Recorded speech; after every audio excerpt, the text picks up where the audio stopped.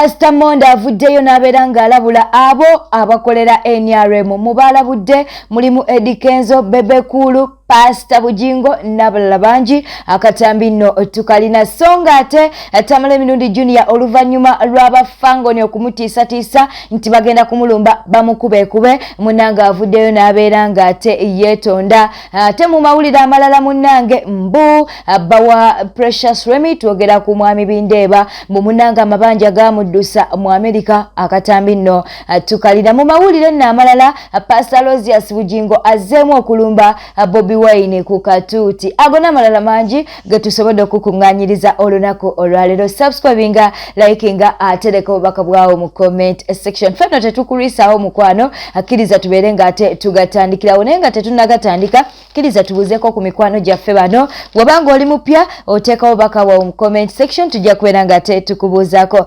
Tutandise ne John Printon ne tubeera ne Sweet Lydia Madina Komzinya Lois tuyina na Yebale Bridget Businje Godfrey Katusabe Dorin ate era balala tugenda kubeera nga tubakoonako maaso awo naawe osobola okuteekawo obubaka bwo mu comment section. Mu mawulire ate amalala abafangoni munnange beewera ekintu nno kyongedde okuba nti no kitabuka. Ono naavuddeyo n'alyoka agamba nti weeba tata Alien Skin ku Thursday mbwera bayokye eddwaliro ly'Ensambya era bayokye ne ekitebe kya Noopu. Bannange ebintu nno bitabukidde ddala.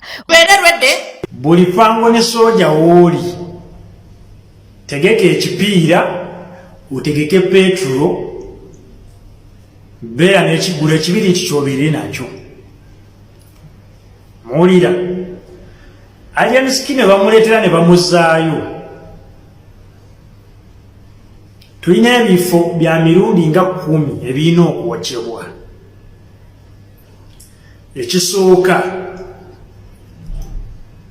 tulina okwokya eddwaliro ly'Ensambya. Mukitegeera ng'omusango gwe tubateekako wakutta Joram. Ekifo bamutwala omujjanjaba baayagala nnyo ebirumba okusinga okumujjanjaba ne bamutta. Mukitegeera tugenda osooka okwokya. Ekyokubiri Pulezidenti w'Abasiyazi nawulidde nti beegasse okutulugunya Alien Skin mu kkomera. Beegasse n'oli nannyini ddwaliro batulugunya Alien Skin mu kkomera. Tuwaagala twokye ebitebe bya Noopu byonna mu buli different places mu Uganda. Byonna nabyo tubiteekere omuliro tubikumeko omuliro singa Alien Skin bamuleeta ne bamuzaayo. Buli mwana wa Alien Skin kati mumanye tugenda mu lutalo. Bano abatugamba mbuno mbu ebintu tubikwata empola. No. Si wakito bwe kigenda okukola. Gavumenti tugimanyi. Basobola omuleeta ne bamuzaayo. Ne bamala ne bagenda mu Simanya tugenze mu Simanya season Christmas season ebyo eby'ekisimu. Buli mwana wa fango ni buli ekibiriti ne petro tugenda kwokya ebitebe bya Noopu byonna n'eddwaliro lyako. Mukitegeera mwetegeka okwekalakaasa.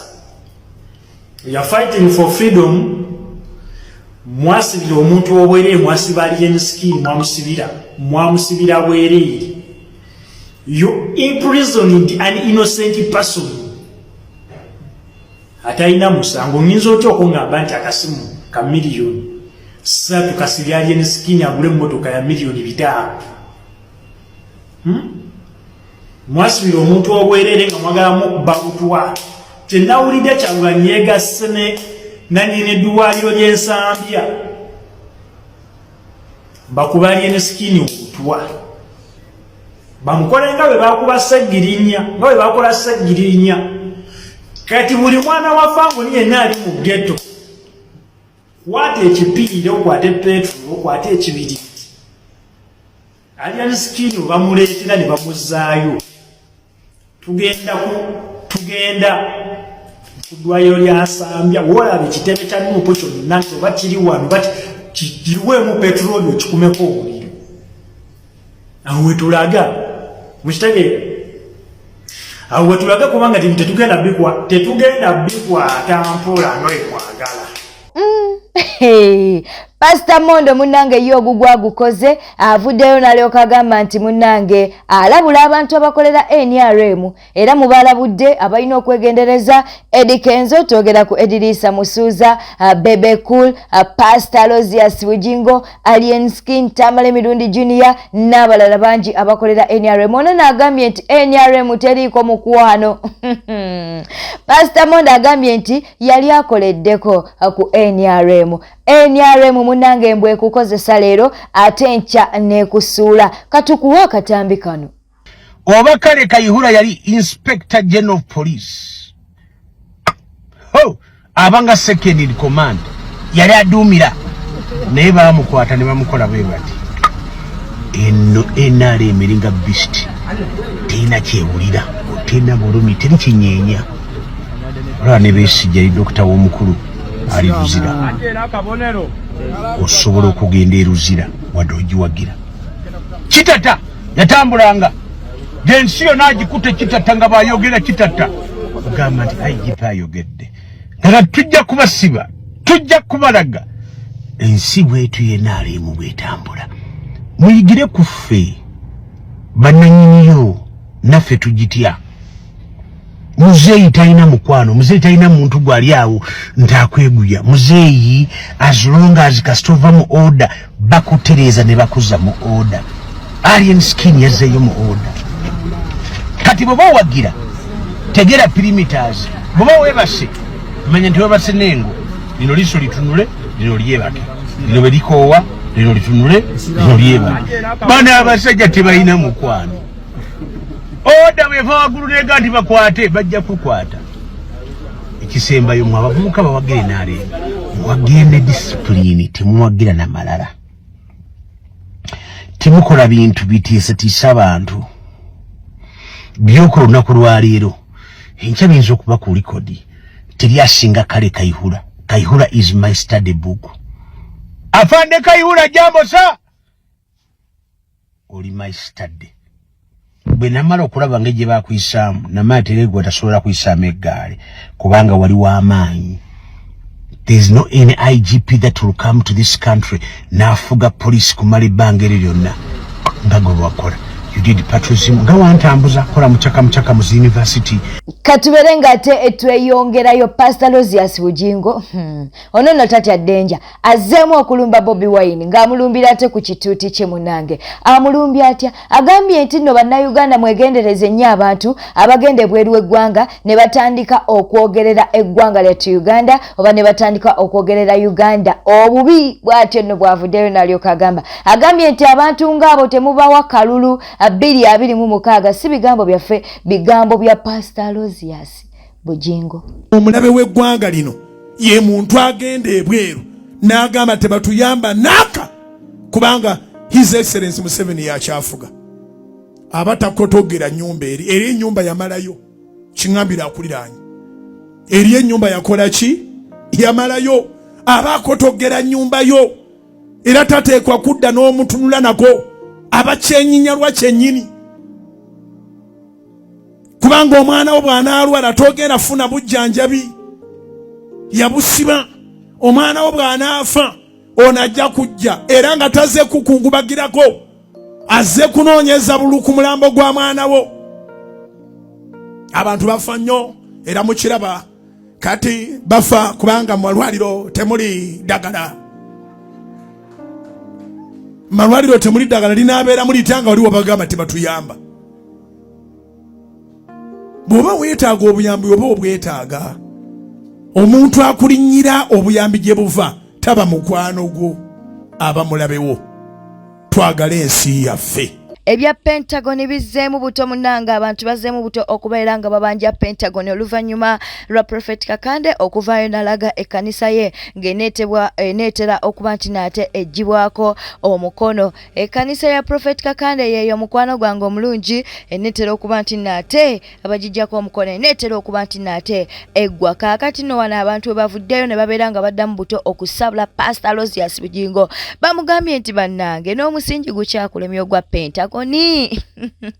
Katukutwaleko mu comment section munnange ono agambye nti we want the Pentagoni. Abalala ne babeera nga bayozaayoza ate Prophet Kakande ne balyoka bamugamba nti yekerere takuba mungi naye ate ng'ebikolwa bye bingi bwe bityo nate we biri naye ng'ekkanisa ye yiiyo eneetera okuba nti no eggwa naye ate ereetedde Pastor Bujingo obuzibu kubanga batandise okuba nti no bamubanja Pentagoni.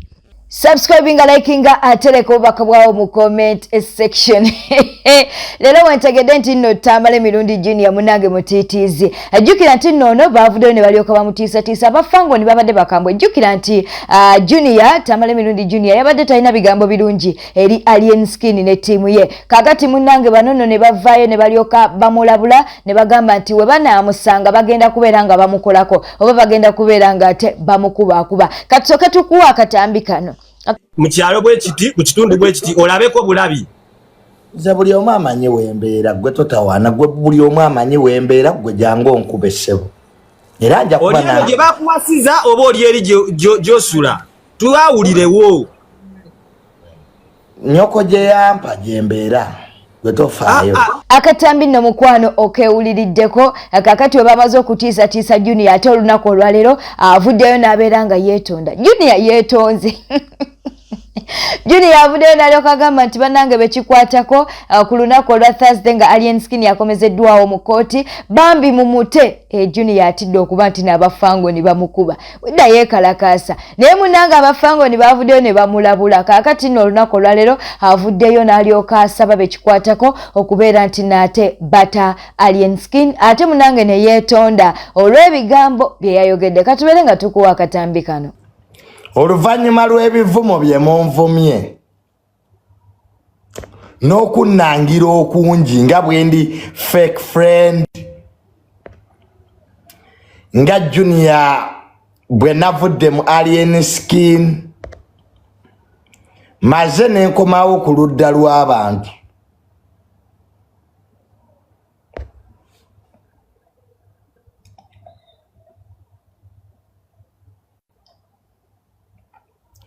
Bwenno Salimu nja kubulookingira bwereere. I will block you for nothing.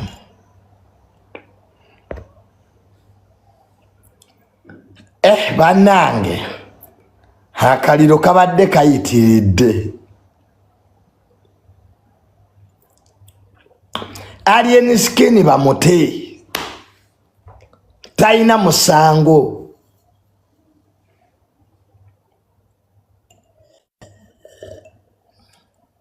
Yes, Alien Skin bamute talina musango wadde n'ogu. Akitegedde gamba aleluya. Alien Skin bamuwalanira bwereere namaze nembetunulamu nga talina musango. Free Alien Skin mufiringe Alien right now. Abana kibakoze Eddie Kenzo ku mutimbagano munnange bavuddeyo ne babeera nga bamusabula anti munnange ka video kamuleetedde obuzibu ono nno babadde ku mukolo ogumu n'agezaako okwagala okutuula najjukira nti no munnange yatambudde n'omukyala Honorable Nyamutoro. Kaakati mu kugezaako okumugamba atuula ate yamusikambudde busikambuzi nga woli mu kulaba munnange ka video ako. Abana ku mutimbagano bavuddeyo n'olyoka bagamba bannange Eddie Kenzo toyina laavu ebyo bye byaddusa Rema Namakula. Kiriza tubeere nga ate tukutwalako mu comment section. Ono n'agambye nti no Fiona baamukuza n'empisa bambi. Omulala n'agamba nti atakwagala oba omulaba. Ono n'agamba nti yabadde akyayasaamiridde yeesimbye bamutuuze ate si minisita kajjudde ekyalo bw'atyo bw'agambye. Eddie Kenzo was like, tuula wansi naawe totukooya. Bannange abaana basabudde Eddie Kenzo. Abamu bamugambye nti talina laavu, ebyo bye byaddusa Rema Namakula omukyala tebamutuuza bwe batyo.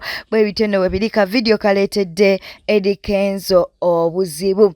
Subscribing, liking, atereka obaka bwawo mu comment section. Bala munna avuddeyo ku nsonga za Alien Skin. Avuddeyo n'amusaasira agambye nti tasobola kwagaliza Alien Skin akuba nti nno abeera mu kkomera, naye n'amulabula n'amugamba nti kati ebbanga lyamaze mu kkomera limuyigirize nti ono n'abadde afuusa atagambwako. Kaakati ono Balamu avuddeyo n'alyoka amugamba nti ebbanga ly'omaze mu kkomera na byonna by'oyiseemu, bw'onooba ovuddeyo oba bw'oliba ovuddeyo, munnange beera nga weetoowaza, teweefuula nti no munnange oli wa kabi. Si bigambo byaffe, bigambo bya Balamu.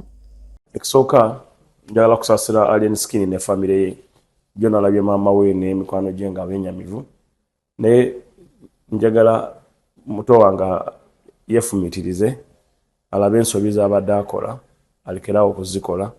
Kino ekiseera kyamaze oba kyali mu kkomera kibeere kyakwekulwa mu kifuba n'okutereeza ebyo ebibi. Ate era nkubiriza abakulembeze ba Uganda ffenna n'abantu bonna abali mu bifo by'obuvunaanyizibwa ne mu industry ya art, tutwale obudde twogerengako ne bano abaana, tubawabule tubagaidinge. Okosajja nayogeddeko naye ku ssimu ne mugamba nti abeere mugumu.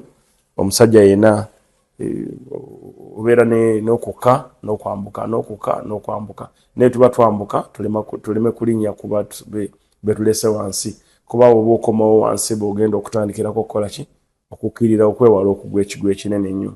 So kamusabire, nja kuba njogerako ne lawyer we n'okulaba ngeri gye tusobola omusupportinga, naye yetondere abo bonna batusizaako ebibi oba bakoseza oba banyigiriza mu ngeri emu oba endala. Abeere musajja mulungi, ali talented, abeere musajja wampisa. Bwe bubaka bwe muwa ne banne. So bali abafango n'abalala mbakubiriza mwenna mubeere bantu balungi, muleke amateeka gakolebwe nga galina okukolebwa, tuyite mu mateeka okulaba nti omuntu waffe akola ki, avaayo, kubanga tewabeerawo omwana nakyana. Twagala okubuuzaako ku Setuba Rogers webale kuba nti n'oli ku mukutu olisaidize Semuto, obubaka bwo twabufunidde ddala bulungi. Ariet 1234 webale kuba nti nate naawe oli ku mukutu. Tuyina Amasiko Bosco tukutumiddeko, Katsime Julie webale kuba nti nate kwoli, Kyomusimire Maureen webale kuba nti no naawe kwoli, Kagude Charles tukutumiddeko, Namutebi Direct webale kuba nti no kwoli, Wagwa John nawe tukutumiddeko, Muyanja John webale kuba nti nate oli ku mukutu, Nakanja ko Flavia webale kuba nti no kwoli, Kakai Olivia webale kuba nti no nawe kwoli, Peace Gloria naye kwali. Nawe osobola okuteeka obubaka bwawo mu comment section ne tubeera nga ate tukubuuzaako mu video zaffe ezinaddako. Sami munnange yatere Sami comedian mumutegerera ddala bulungi, naye avuddeyo awanda muliro, talina bigambo birungi eri Balamu. Bo Balamu munnange yagenda mu kkomera n'abaako ddiiru z'ayagala okuwa abasibe abaali basibiddwa abanubu. Katukuwe Sami abyogere bulungi kubanga ffe tuyinza obutabijjaayo bulungi, naye nga Sami twagala okubeera nti nate tumukulisaayo, twegatteko obeere nti nate omukulisaayo. Amazeeyo emyezi egiwera nno munnange mu kkomera naye awanda muliro. Balamu we waleeta ddiiru zo mu makomera n'obusente bwe wasuubiza abaana era n'olukiiko nalulimu.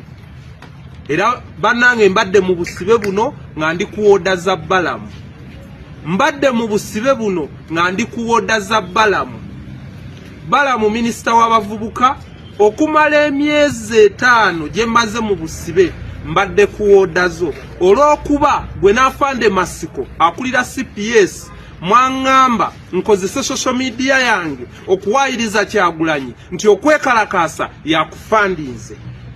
Nembagamba sigenda kubikola. Ne munoonya omusango gonna gwe munteekako omwali okuntwala mu maka gange mukono munsibeko ebintu nene mwesanga ti amaka mwasanga ninayo omuntu. Waliyo bannamawulire nga byonna babiraba. mubaddewo nga mwagala okunvundiza mu makomera n'okumpa yalinga nsigale mu makomera. Subscribing, liking, atereka obaka bwawo mu comment section. Muneegateko tubeere nga twebaza Honorable Balimwezo Nsubuga. Honorable Balimwezo Nsubuga yalumbiddwa olunaku olw'eggulo ng'alumbibwane ng'alumbibwa full figure. Yalumbiddwa full figure naye munnange engeri Honorable Balimwezo gye yeeyisizaamu akatambi kano tugenda kubeera nga tukakuwa naawe obeere ng'ate omwerabirako engeri gye yeeyisizaamu kintu kikulu. Njagala okubeera ng'ate neebaza Honorable Balimwezo kubanga wakati mu kuba nti no full figure yamukyokozza, full figure yamuvumye, full figure yamutyobodde, munnange ate yasigadde mukaka mukatukuwa akatambi. Mukoseno chance nga kanadda mugende muntebe mu ntebe mulira ki basajja mmwe muli babi okusinga ne sitani mulinga lubale weggulu basajja mabe front muli ba position Balimwezo nnuma gwo okutunda mu kamera n'olimba eggwanga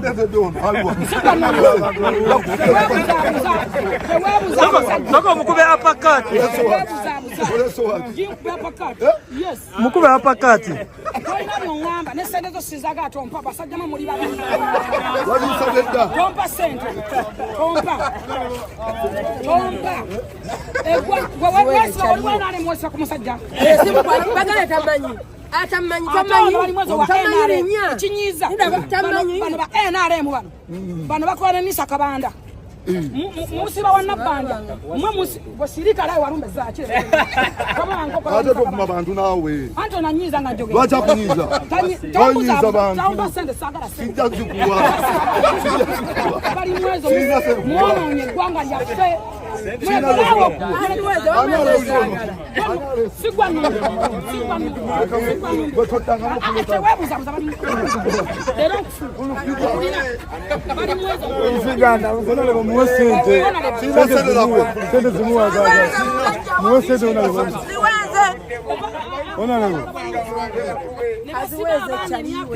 nebavaayo ne munyiga ntibakkiriza emisango kubanga mwabafula pakati maneza njagala okutumogamba omukazi